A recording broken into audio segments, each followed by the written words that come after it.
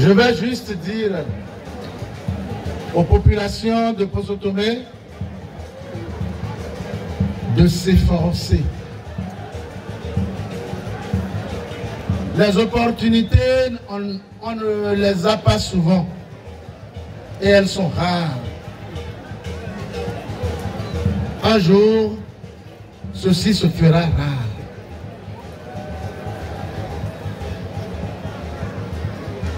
Nous nous mettons en garde. Majesté Guédengue a dit ici tout à l'heure, je ne vais pas le répéter,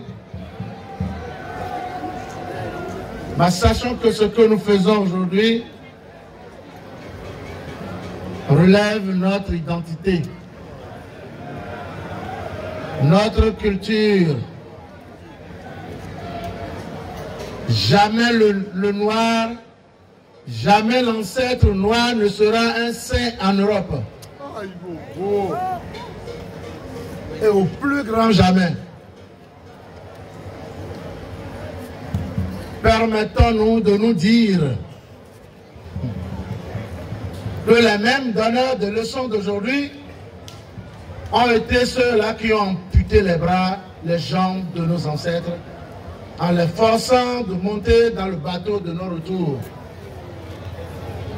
Oui, ils ont si tant compris, ils ont si tant eu la croyance que Dieu punit. Mais pourtant, c'est seulement aujourd'hui qu'ils ont la crainte de Dieu, mais hier, non. S'ils en avaient eu une, ils n'auraient pas osé amputer mon aïeul.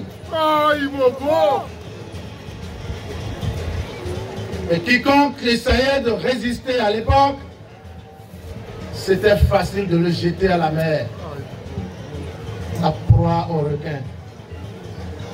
Mais pourquoi nous nous voilons la face aujourd'hui? Nous avons pris par là.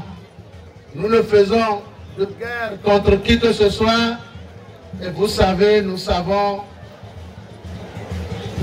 de l'humilité. Mais ceci ne nous empêche pas de réclamer nos droits. Il nous revient de droit de pleurer nos ancêtres qui ont pris par là. Aujourd'hui, nous avons des frères que l'on traite d'afro-descendants. On a des frères qu'on traite de noirs américains. Mais pourquoi? C'est la méchanceté du blanc qui nous a conduits là. Vous savez, il y a nos frères en Amérique et ailleurs dans le monde qui ne connaissent pas leur origine. Certes, ils savent qu'ils portent la peau noire, ils savent qu'ils sont de quelque part en Afrique, mais tous n'arrivent pas à savoir d'où ils viennent. Et ces pécheurs, voleurs de richesses, ont tenté de voler notre culture de force. Et c'est eux qui donnent les bonnes leçons. Il est grand temps que nos yeux restent ouverts et grands ouverts, cher peuple d'Afrique. Je remercie chacun ici. Je n'en veux à personne. Personne. C'est juste nous notifier que le christianisme est bourré de l'hypocrisie et de mensonges. Et quand nous autres, dans le monde vaudou, quelqu'un tente d'en vouloir ou de tuer son prochain, il a peur de Hebioso, qu'ailleurs est appelé Saint-Michel Archange. Et quand on l'appelle Saint-Michel Archange, il devient très faible parce qu'il n'a jamais été Saint-Michel. Mais appelez-le Hebioso. Il agit et réagit spirituellement. Croyons en nous, tout en croyant au passé de nos aïeux, tout en cherchant à nous connaître. Se connaître, c'est chercher à savoir d'où l'on vient. Nous sommes venus de très loin. De très très très loin. Et ceci, nous allons le répéter autant que nous le pouvons. Et nous revenons à la fête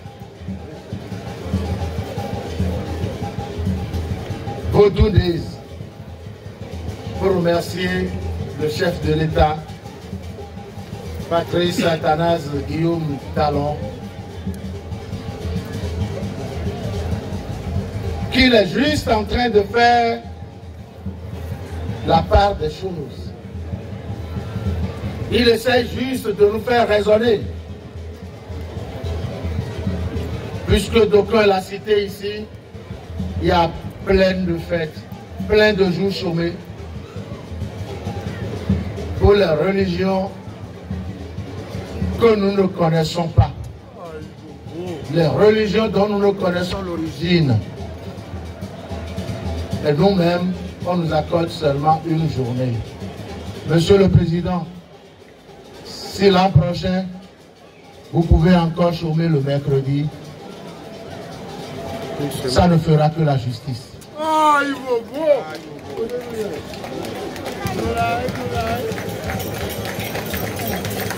Merci, un grand merci à vous.